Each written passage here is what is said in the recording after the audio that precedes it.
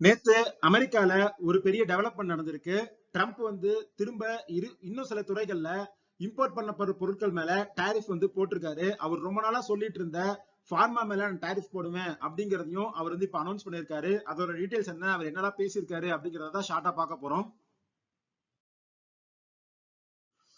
Trump வந்து என்ன சொல்லியிருக்காருன்னா, பார்மசூட்டிக்கல் பிராண்டட் ப்ராடக்ட்ஸ் எதெல்லாம் இம்போர்ட் பண்றாங்களோ அது மேல நான் 100% டாரிஃப் போடுறேன். ஏன்னா பார்மசூட்டிக்கல்ல யூஎஸ்ல மேனுஃபேக்சர் பண்றது அப்படிங்கறத கம்பெனிஸ் வந்து குறைச்சிட்டாங்க. அதனால இம்போர்ட் பண்ற பிராண்டட் ப்ராடக்ட்ஸ் மேல நான் வந்து 100% டாரிஃப் போடுறேன் அப்படின்னு சொல்லியிருக்காரு.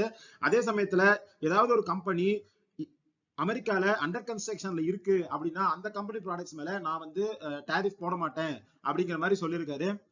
அடுத்து கிச்சன் கேபினட்ஸ் பொருட்கள் மேல 50% இம்போர்ட் டாரிஃப் போடுறேன் அப்படின்னு சொல்லியிருக்காரு. பாத்ரூம் ஃபேசிலிட்டிஸ் அண்ட் அசோசியேட் ப்ராடக்ட்ஸ் மேல இன்னொரு 50% டாரிஃப் வந்து போடுறேன் அப்படின்னு சொல்லியிருக்காரு.